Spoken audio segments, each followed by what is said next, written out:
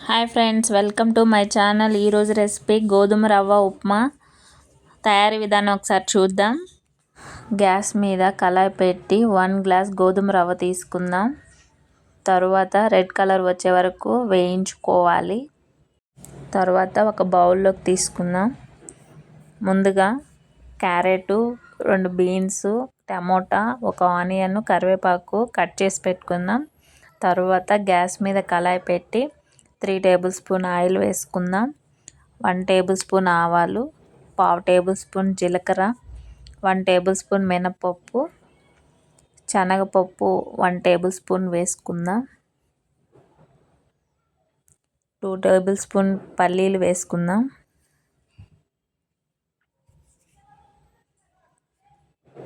తరువాత ఆనియన్స్ వేసుకుందాం.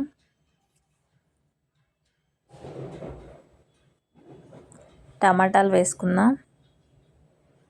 బీన్స్ వేసుకుందాం. క్యారెట్ వేసుకోవాలి. కరివేపాకు వేసుకుందాం.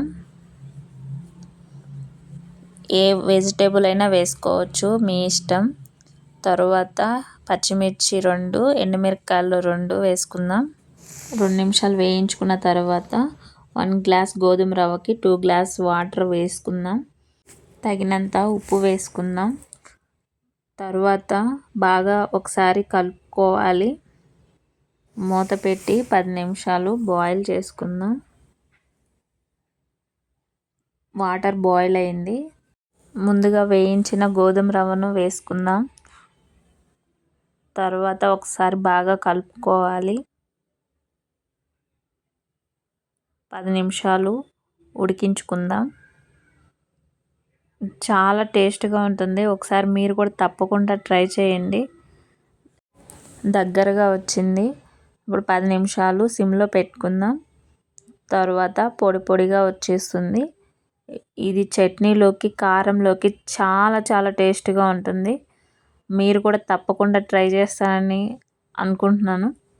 ఈ వీడియో మీకు నచ్చితే లైక్ చేయండి, షేర్ చేయండి, సబ్స్క్రైబ్ చేసుకొని థ్యాంక్ యూ.